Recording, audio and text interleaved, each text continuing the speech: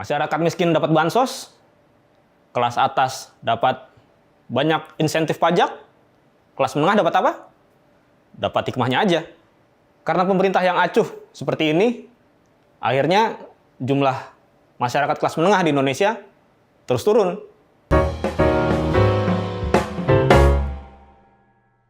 Halo Sobat Media Indonesia, jumpa lagi dalam The Editors. Dilulukan sebagai motor penggerak ekonomi, tapi hidupnya malah seperti dikebiri oleh pemerintah sendiri. Ya, seperti itulah kira-kira gambaran masyarakat kelas menengah di Indonesia saat ini. Kontribusinya luar biasa besar, tapi pemerintah seakan-akan tutup mata.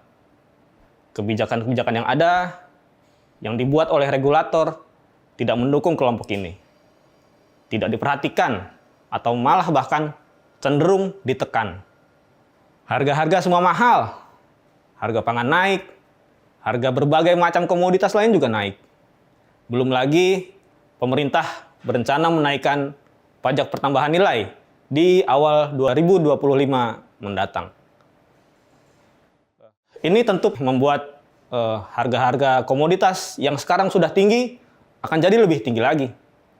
Sementara itu di sisi lain, upah pekerja nggak ada pertumbuhan. Segitu-gitu aja. Walaupun naik, ya tidak begitu signifikan.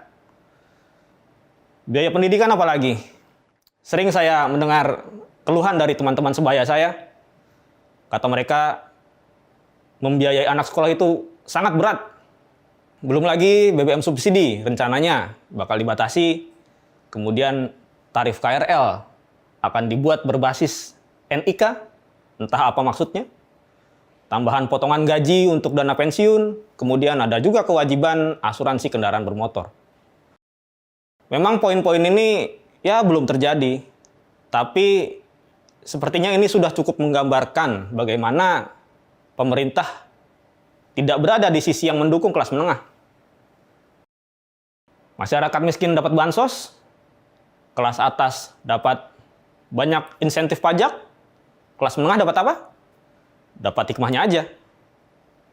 Ya, karena pemerintah yang acuh seperti ini, akhirnya jumlah masyarakat kelas menengah di Indonesia terus turun. Badan Pusat Statistik mencatat kelas menengah di 2019 itu jumlahnya mencapai 57,33 juta jiwa. 5 tahun berselang, di 2024, angkanya tinggal 47,85 juta jiwa.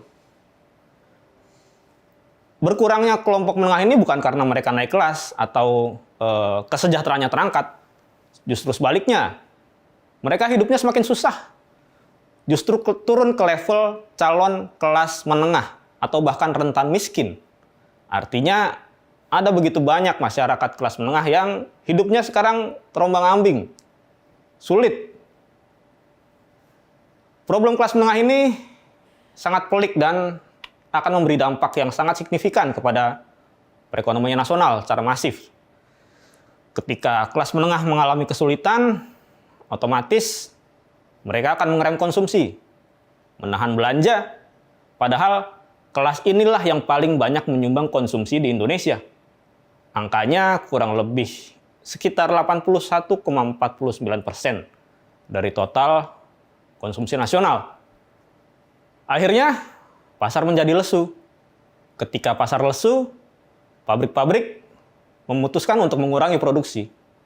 Itulah yang kemudian membuat Purchasing Manufacturing Index Indonesia turun. Sekarang angkanya ada di bawah 50.